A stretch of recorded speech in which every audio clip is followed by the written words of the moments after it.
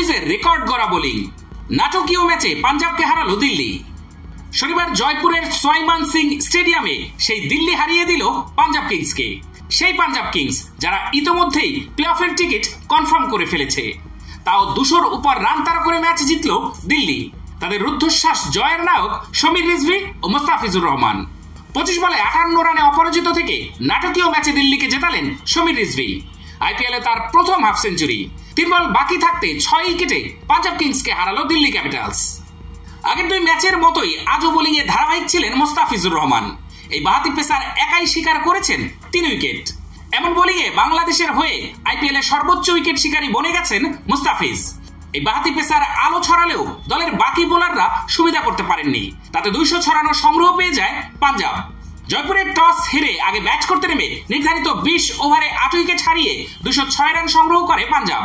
দলের হয়ে সর্বোচ্চ 53 রান করেছেন শ্রেয়াস আইয়ার। দিল্লির হয়ে 33 রানে 3 উইকেট শিকার করেছেন মুস্তাফিজ।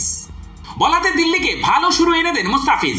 ইনিংসের দ্বিতীয় ওভারে আক্রমণে এসেই ব্রেক থ্রু দেন এই বাহাতি পেসার। নিজের প্রথম ওভারে 5ম বলটা অফ স্টাম্পের উপর খানিকটা খাটো লেন্থে করেছিলেন মুস্তাফিজ।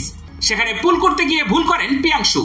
বল সোজা উপরে উঠে যায়। সহজেই বল গ্লাভস বন্দি করেন উইকেট কিপার স্টিয়ান স্টাবস।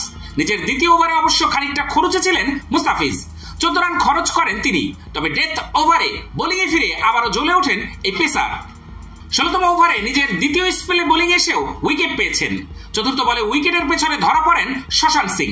এরপর ইনিংসের শেষ ওভারে ফিরে মার্কো জনসেনকে আউট করেছেন মুস্তাফিজ। সব মিলিয়ে 33 রানে 3 উইকেট পেয়েছেন মুস্তাফিজ। ব্যাটিংয়ে নেমে সমীর রিজভীর শেষের দুর্দান্ত ব্যাটিংয়ে জয় পায় দিল্লি ক্যাপিটালস।